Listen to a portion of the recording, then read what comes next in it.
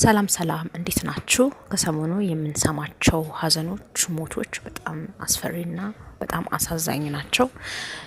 ሰሞኑ ደግሞ ከለቀምቴ የሰማነው ሀዘን አንዲት ወጣት ነች። ማን እንደገደላት አይታወቅም። ወጣቷ አያንቱ ተስፋውን ትባላለች።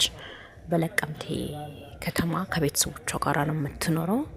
አያንቱ በአንዲት ቡቲክ ውስጥ ተቀጥራ ነው የምትሰራው።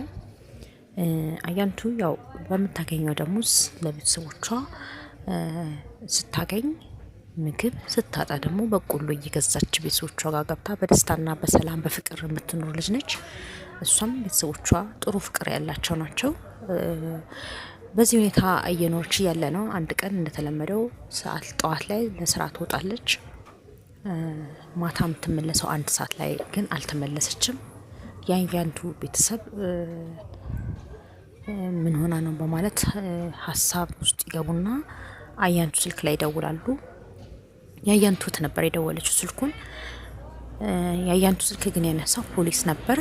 ፖሊስ የአያንቱ እናትና አባቷ ሆስፒታል እንዲመጡና አያንቱ ትንሽ ችግር እንደገጠማት ከሰዎች ጋር ተጣልታ ትንሽ ጉዳት እንደደረሰባትና ሆስፒታል እንዲመጡ ለእህቷ ነገረ ማለት ነው፣ ወይም ኢንፎርም አረጋቸው ፖሊሱ። ቤተሰብ በጣም ተደናግጠውና በጣም በመጮህ እዛ የተባሉበት ሆስፒታል ይደርሳሉ። ሲደርሱ ግን ከፖሊስ መኪና በአንድ ሸራ የተጠቀለለ ሬሳ ሲወርድ ያሉ። በፍጹም የአያንቱ ሬሳ ነው ወይ ደግሞ የአያንቱ ሞት ነው ብሎ አላሰቡም። ፖሊሶቹ ወደ እነሱ ተጠግተው የአያንቱ ወላጆች እንደሆኑ ጠይቃቸው መሆናቸውን ነገሩት። በማስከተል አያንቱ ራሷን በማጥፋት ህይወቷ ሊያልፍ ችሏል በማለት ሪፖርት አደረጉላቸው ማለት ነው። የአያንቱ ቤተሰቦች በጣም ተደናገጡ። በጣም መጮህ፣ በጣም ማልቀስ ጀመሩ። ምክንያቱም መጀመሪያ ሲደወላቸው ከሰው ተጣልታ ትንሽ ጉዳት ደርሶባት ሆስፒታል ነው የተባሉት። በማስከተል ደግሞ ልጅቷ ራሷን አጥፍታለች የሚለውን ነገር በጣም ግራ የሚያጋባ መረጃ ስለሆነ እናትየዋ በጣም በማልቀስ የልጃቸውን ሬሳ ለማየት ወደ ሸራው ለመክፈት ሲሄዱ ፖሊስ ደብድቦ እንዳያዩት ይከለክላቸዋል። በማስከተል ግን የአያንቱ ወንድምና እህት ግን የፖሊስ ድብደባና መገፍተርን ችለው የአያንቱን ሬሳ ከፍተው ያያሉ። ሲያዩ አንገቷ ላይ ሻርፕ ነገር ጣል አድርገውበታል። ልክ ራሷን አጥፍታ ያጠፋችበት እንዲመስል። ከታች የለበሰችው ቀሚስ የለም። ከላይ ደግሞ የለበሰችው ከኔቴራዋ ተጎትቷል። ከመሬት ጋር የተጎተተ ነው የሚመስለው። እናም ተቀዳድቷል። ጡስ መያዣ የለም። እና በእንደዚህ አይነት ሁኔታ ነው እንግዲህ ሬሳዋን ያዩት ማለት ነው። እና ቤተሰቦቿ በጣም ከፍተኛ ሀዘን ላይ ነው ያሉት። እች ልጅ ማን እንደገደላት አይታወቅም። ተቀበረች። ነገር ግን የዛን ቀን ማለት ነው ቤተሰቦቿ ጋራ ከአያንቱን ሬሳ ይዘው የመጡት ፖሊሶች ጋር አብሮ የነበረ አንድ ሰው ፈንጠር ብሎ ምን ብሎ ሲያወራ ስልክ ሰሙት። የትም እንዳትሄድ፣ የትም እንዳትሸሽ፣ ምንም ነገር አይፈጠርም፣ ምንም አትጨናነቅ የሚል መረጃ ለሌላ ሰው እየሰጠ እንደነበረ ሰምተዋል። ፖሊስ ምንም አይነት መረጃ ወይም ደግሞ ምንም አይነት ማስረጃ ቤተሰቦቻቸው እንዳያገኙ አድርጎ ነው የዚች ልጅ ሞት ተደፋፍኖ እንድትቀበሩ ደግሞ የተደረገው ማለት ነው። ቤተሰቦቿ በጣም የሚያሳዝኑት እንግዲህ እናንተ እነሱ ቦታ ላይ ሆናችሁ አስቡት። ይች ልጅ ጠዋት ወጣች፣ ማታ ላይ ሞታለች ተብሎ ተነገራቸው። በጣም የሚሳሷላትና የሚወዷት ልጃቸውን ማለት ነው። ለማን ነው አቤት የሚባለው? ለማን ነው የሚነገረው? በአሁኑ ሰዓት ፍትህ እየተገኘ አይደለም። እና ኢትዮጵያ ውስጥ እየተፈጸመ ያለው ወንጀሎች በጣም እየበረከቱ ነው። እህቶቻችን እንደወጡ ይቀራሉ። ሞተው ማን እንደገደላቸው በትክክል መረጃ አይገኝም። ከፖሊስ መረጃ ጠብቁ እንባላለን። ነገር ግን ማንም መረጃ የሚሰጥ ሰው የለም። ሞታ እስክትቀበር ድረስ ነው የሚናፈሰው። ከዛ በኋላ ተረስቶ ይቀራል። አሁን በቅርብ ራሱ ቀነኒ አዱኛ የምትባለው ወጣት ለማየት የምታሳሳ ምስኪን በጣም ቆንጆ ሞዴል ከፎቅ ራሷ ጥላ ወደቀች ተባለ። ከዛ ውጭ ምንም አይነት መረጃ ያገኘው ነገር የለም። የተለያዩ ሶሻል ሚዲያዎች ግን ቀነኒ አዱኛ በእጮኛዋ አንዷለም ጎሳ እንደምትደበደብ የሚያሳይ የምስል ማስረጃዎች እየወጡ ነው። ፖሊስ ይሄ እንደ መረጃ እና እንደ ማስረጃ በመጠቀም ምርመራውን ቢያጠናክር እና የሚሞቱት እህቶቻችንም ትክክለኛ የሆነ ፍትህ እንዲያገኙ የሚቀጥለው ላይ ሌሎች እህቶቻችን እንደዚሁ ሞተው እንዳይቀሩ ደማቸው እንዲመለስ ነው መጠየቅ ያለብን እኛም። ይህንን ይመስላል። ሌላው ደግሞ ከሰሞኑ በሚዲያ ላይ እየተዘዋወረ ያለው የእሸቱ መለሰ አንድ የሰጠው ማብራሪያ ነው። በሙስሊምና በክርስቲያን ወንድሞቻችን መሀል ላይ የተፈጠረው ችግር ማለት ነው። እሸቱ አይ ቲንክ ለመናገር የፈለገው በሁለታችን መሀል ላይ ፍቅር ነው መሆን ያለበት። እኛ በፍቅር ነው የኖርነው፣ ፍቅራችን ማጣት የለብንም።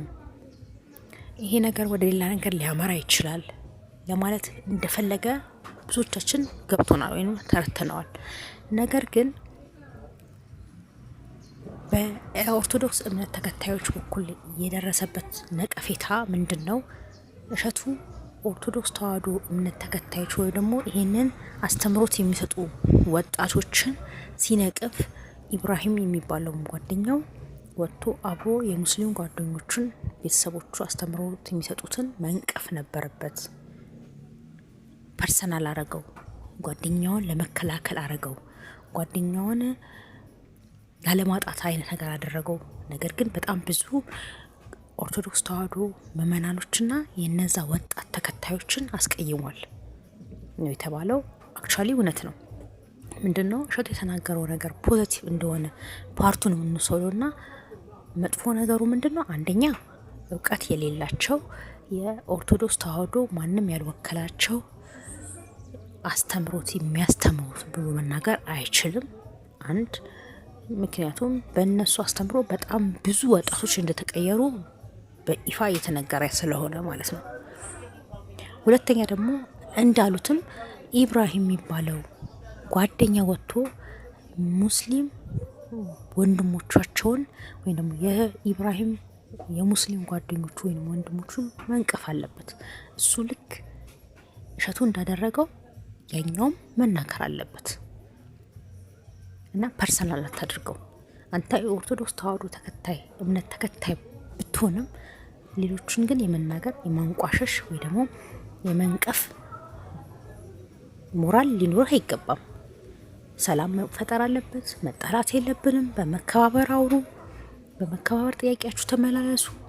በመከባበር መመላለስና ጥያቄው መነጋገር ካልቻላችሁ ግን አቁሙ ብለህ ነው መናገር ያለብህ እንጂ እነዛ እውቀት ያላቸው እነዚህ እውቀት የሌላቸው አድርገህ መናገር የለብን ብዬ ነው ምለው። ሌላው ከሰሞኑ ደግሞ ጂአር ካፕል የሚባሉ አሉ። ሶሻል ሚዲያ ላይ በጣም ብዙዎቻችሁ ታውቋቸዋላችሁ። እነዚህ ካፕሎች በጣም ታዋቂና በጥሩ ጥሩ ነገሮች በማስተላለፍ ላይ ነው የሚታወቁት። እነዚህ ሰዎች የሚታወቁት ምንድነው? እነዚህ ጂአር ካፕሎች የሚሰሩት ስራ ምንድነው? ሶሻል ሚዲያ ላይ የተቸገሩ የተራቡትን ምግብ በመስራት እነሱን ሲያበሉ ነው የሚታዩት እና ሶሻል ሚዲያ ላይ ብቻ በጣም ታዋቂና ጥሩ ስም ካላቸው መሀል ናቸው። ከሰሞኑ ግን የተለያዩ ሀዘኖችና ችግሮች እየገጠማቸው ነበረ። በቅርቡ እንግዲህ ትዳር ሳይመሰርቱ አብረው የሚኖሩ ካፕሎች በመባል ለህብረተሰቡ ወይ ደግሞ ለማህበረሰቡ የሚያስተላልፉት መልእክት ጥሩ አይደለም። እነሱን ተከትለዋቸው የሚያልፉ ወጣቶች አሉ። እነዚህ ወጣቶች እንደነሱ ለመሆን ነው አርአያ እያስተማሩ ያሉት የሚል ነቀፌታ ደርሶባቸው ነበር።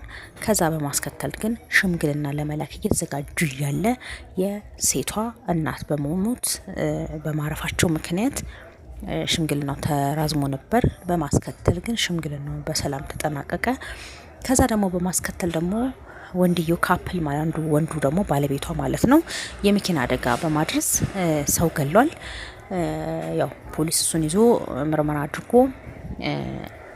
እና ያው ሆን ብሎ ልጁን ለመግደል አስቦ ሳይሆን ወይ ደግሞ ጥንቃቄ ሳያደርግ በስፒድ ነቶ ሳይሆን ልጁ መኪና ውስጥ በመግባት እና በልጁ ጥፋት እንደሆነ ስለተረጋገጠ በሰላም ተፈቷል ብለውታል ብላለች ባለቤቱ። ባለፈው ለታ ሚዲያ ላይ ወጥታ እንኳን ተፈታለሽ ለሞቱትም ለሟቹም ቤተሰብ በጣም የአድናቆቷን ለግሳለች። ምክንያቱም እነሱ ባይተባበሯቸው ያው ልጁ ሊፈታ ወይም ደግሞ ባለቤቷ ሊፈታ እንደማይችል ታውቃለች እና እግዚአብሔር ያጽናቸው። እነሱም ልጃቸውን ያጡት ቤተሰብ እግዚአብሔር ያጽናቸው። ጂአር ካፕሎችም እንግዲህ ከተለያየ ከደረሰባችሁ ፈተና ተወጥታችሁ ሶሻል ሚዲያ ላይ ከምትሰሩት በላይ ጥሩ ነገሮች እየሰራችሁ እንድትቀጥሉ ምኞቴ ነው። አመሰግናለሁ።